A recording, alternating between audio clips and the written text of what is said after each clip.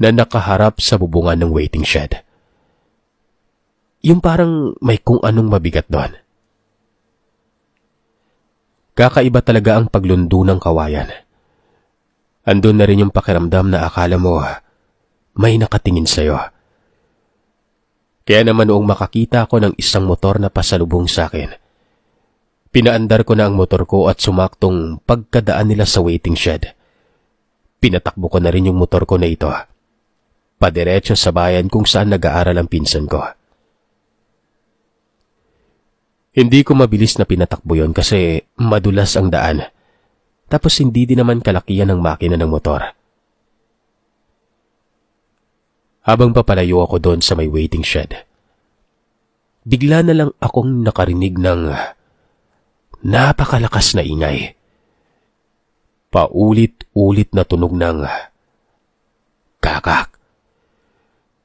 Tapos paghampas ng malakas na hangin, pati na rin ang malakas na pagtunog ng kawayan na nagbabanggaan. Sabi ko, ano yon?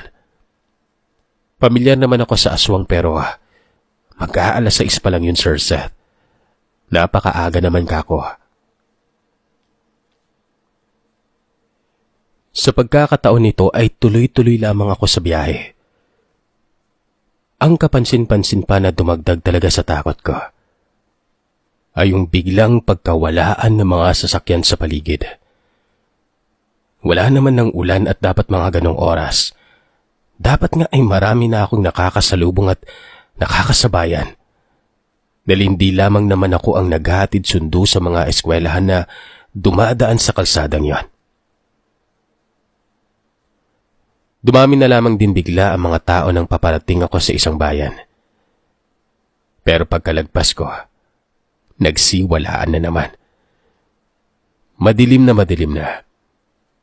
Binagalan ko palalo yung takbo ko para sana ay maabutan ako ng kung sino man. Niwala akong cellphone para magkabalitaan ng pinsan ko.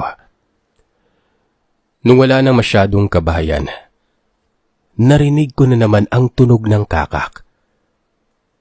Kabado na ako nun. Tapos bukod sa pag-aspas ay may naririnig pa akong maihahalin tulad sa tunog ng pagbagsak ng ulan. Pero walang ulan. Wala pa. Sinubukan kong tumingin sa may side view mirror ko.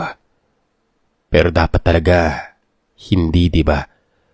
Kumaga kung natatakot ka, yun yung rules na dapat ay hindi ka tumingin doon. Na-curious lamang din ako talaga kung anong meron.